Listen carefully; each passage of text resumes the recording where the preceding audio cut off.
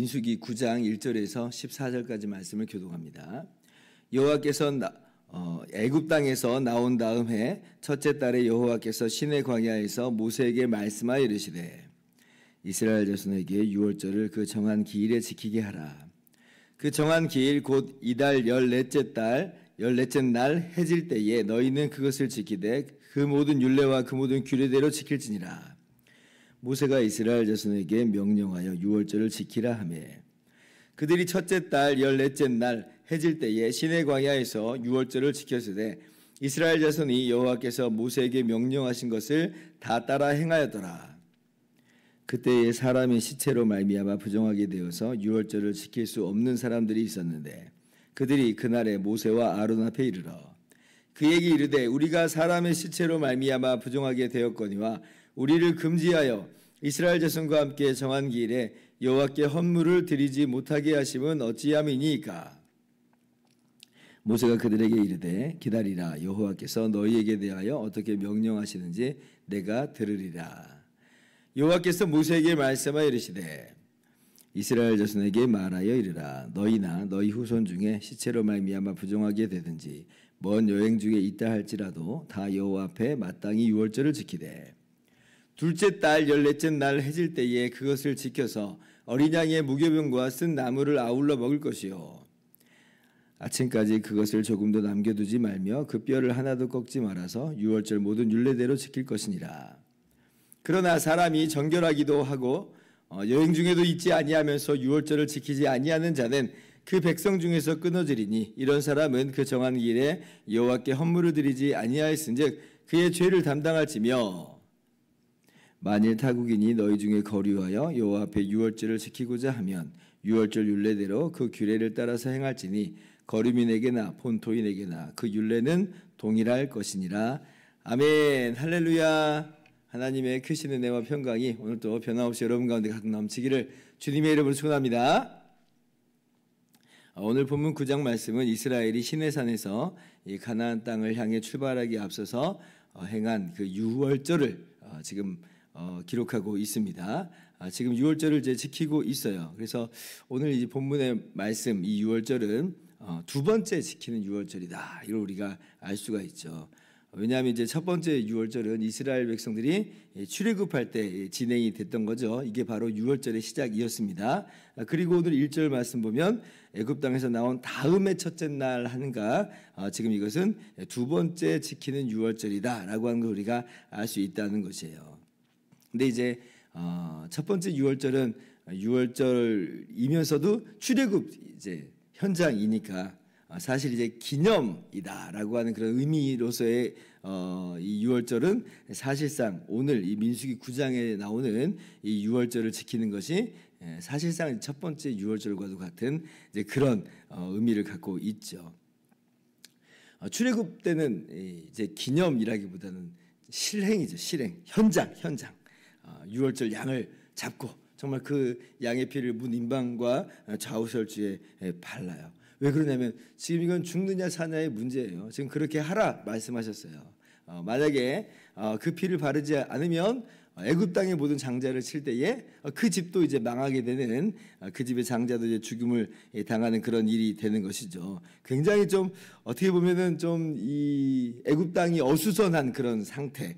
이스라엘 백성도 사실 이제 그러리라고는 생각을 하고 있지만 이게 정말 도대체 과연 정말 그렇게 되는 것인가라고 지금 이제 어떻게 보면 반신반의할 수 있는 그런 상황인 것입니다. 그런데 이제 지금의 유월절은 그 일을 다 끝났죠. 그 일이 다 끝났고 그 일로 말미암아 애굽의 이 장자를 다 치시는 재앙으로 말미암아 출애굽을 한 이후에요.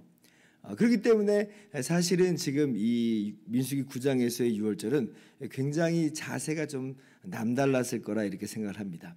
정말 첫 번째 유월절, 그 출애굽 당시에 현장에서의 유월절은 정말 정신없이 어떻게 보면 흘러갔을 것 같고요. 그런데 이제 지금 이 두월절, 유월절은 사실은 이제 애굽에서 출애굽을 한 이후이니까 굉장히 감격스럽지 않겠습니까? 첫 번째 때는 막 정신이 없이 그냥 양 잡고 피를 문인방과 좌우에 발랐는데 이 지금 오늘 본문의 6월절은 아마 감격일 거예요. 1년 전에 이 사건이 아마 떠오르겠잖아요. 1년 전에 어떤 일이 있었는가. 우리가 그때만 해도 애굽에 종살이하는 그런 모습이었는데 그런데 하나님께서 이 6월절을 통해서 우리를 애굽에서 건져내셨구나 하는 그런 남다른 감격과 감사가 이 6월절 중에 있었을 거라 우리가 그렇게 생각을 해볼 수가 있지요. 그래서 그런지 오늘 이제 6월절을 도리어 지키지 못하는 것 때문에 항의가 이제 들어오는 것을 봅니다. 6절 말씀 이하를 보니까 부정함을 입은 사람들이 나와요. 그런데 이 사람들이 그것 때문에 6월절 참여가 금지되고 또 헌물을 이제 못 드리게 되었습니다. 근데 이 사람들은 어떤 마음이냐면 참여하고 싶은 거예요. 헌물을 드리고 싶은 거예요. 근데 이제 그게 막히니까 찾아와서 지키게 해달라고 지금 이야기를 하는 것이에요. 그러니까 이제 하나님께서 모세를 통해서 말씀하시죠. 이제 11절 말씀 보니까 그 사람들도 6월절을 지키는데 대신 어떻게 지키느냐라고 할 때에 이 첫째 달 14째 날은 이미 지나갔고 또 그리고 이 부정한 상태에서는 지킬 수가 없고 대신 어떻게 지켜라 말씀하냐면 둘째 날 14째 날 해질 때에 그것을 지켜서 어린 양의 무교병과 쓴 나물을 아울러 먹을 것이요. 이제 이렇게 말씀을 합니다. 한마디로 이제 시체로 말미암아 부정하게 된 사람들은 언제 지키라는 거예요? 한 달 뒤인 2월 14일 날 6월절을 지키라. 원래는 1월 14일인데 근데 한 달 뒤인 2월 14일 날 지키라 이제 말씀을 하고 있어요. 참 놀랍죠. 어떤 것들이 놀랍냐면 6월절을 못 지켜가지고 항의하는 것이 놀랍고 그죠? 그리고 또 놀라운 건 뭐냐면 하나님께서도 이게 한번 넘어간 거는 그냥 넘어간 거야 어쩔 수 없어. 뭐 다음 해에 뭐 지켜야지 이렇게 말씀하시는 게 아니라 또 한편으로는 한 달 후에라도 또 반드시 이런 6월절을 지키게 하는 그런 말씀을 하시는 게 참 놀랐습니다. 그래서 우리가 이제 여기서 엿볼 수 있는 건 뭐냐면 첫 번째는 6월절은 반드시 모두가 지켜야 하는 절기로구나. 이 절기가 굉장히 강조되어 있다는 것을 우리가 볼 수가 있어요. 1년 뒤에 다음에 지키면 되지 이런 게 아닌 것이에요. 지금 당장 이런저런 환경 때문에 지키지 못한 사람들도 한 달 뒤에 그 절기를 지키게 한다라고 하는 그런 측면에서 이 6월절 절기의 중요성을 우리가 충분히 짐작할 수가 있는 것이죠. 여러분 우리가 이 6월절의 이 의미가 어떤 것인지 오늘날 신약 시대를 살아가고 있는 우리에게 어떤 의미인지 우리는 너무나 분명히 잘 알고 있죠. 이것은 단순히 이스라엘의 어떤 절기로서가 아니라 예표와 그림자다. 이것은 바로 예수님께서 바로 그 6월절 날 십자가에 달려 죽으심으로 우리를 죄와 사망에서 건져내신 바로 그 구원 사건인 것이고 6월절 절기를 지금 기념하는 것은 바로 우리가 예수님의 십자가로 말미암아 구원받은 그 은혜와 그 놀라운 복을 감사하고 감격해하면서 하나님을 예배하는 바로 그것을 가리키고 있다는 걸 우리가 너무나 잘 알고 있죠. 고린도전서 5장 7절 우리의 6월절 양 곧 그리스도께서 희생되셨느니라 이렇게 말씀해요. 그러니까 명백하게 신약 성경은 뭐라고 말하냐면 예수님이 바로 6월절 양이었다라고 말씀하고 계셔요. 그래서 예수님께서 십자가에서 죽으심으로 우리의 모든 죄와 모든 죽음이 다 끝장났고 주님이 부활하심으로 우리에게 영원한 생명을 가져다 주셔서 우리는 주님과 함께 영생을 얻어 누리게 된 자들로서 승리를 한 그러한 사람들이라고 하는 것이에요. 그래서 우리가 바로 주일날 예배를 드리는 것이 바로 그런 연유입니다. 이 유대인들은 이 안식일을 지키죠. 토요일날 이제 안식일을 지킵니다. 안식일은 토요일이에요. 그런데 우리는 토요일이 아니라 똑같은 구약 성경을 가지고 있는데 토요일이 아니라 주일날 함께 모여서 예배를 드립니다. 왜 우리는 토요일날 안 모이고 주일날 모여서 예배 드리는가라고 할 때 바로 예수님께서 부활하신 날이 그래서 우리에게 진정한 안식을 가져다 주신 날이 안식 후 첫날 부활하세요. 즉 일요일날 부활하세요.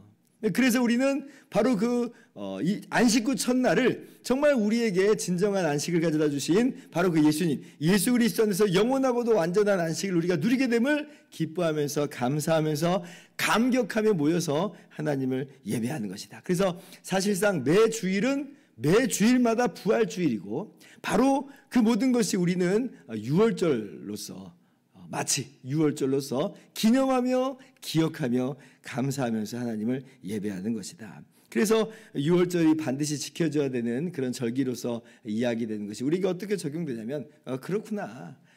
우리가 정말 항상 주님의 십자가와 부활로 말미암는 구원을 기억해야 되는구나. 기념해야 되는구나. 감사하면서 살아가는 것이 마땅하구나. 그런 측면에서 우리가 매 주일날 예배를 드리는 이 복된 주일날의 우리의 공예배, 공적 예배요, 공동 예배를 우리가 소중하게 여길 필요가 있습니다. 왜냐하면 우리가 구원받은 것에 대한 감사하고 찬양하는 것이며 그렇게 기뻐하면서 주님께 영광 돌리는 그런 시간이기 때문에 그렇습니다.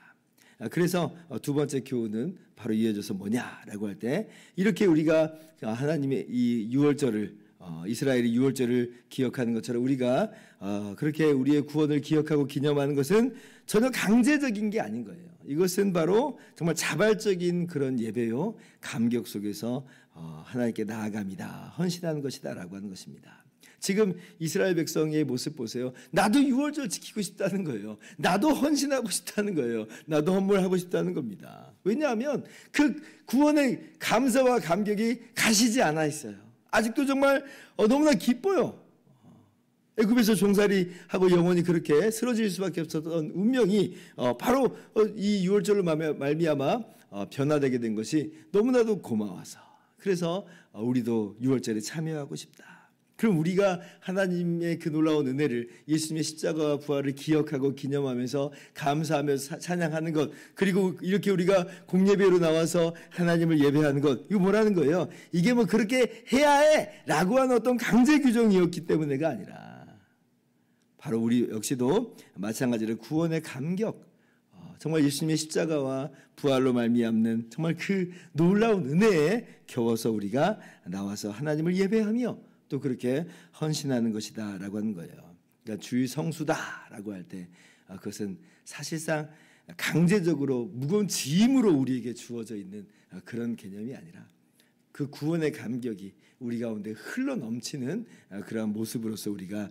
하나님을 예배하는 것이다라고 하는 것을 오늘 말씀 속에서 우리가 깨달아 알게 되는 것이죠.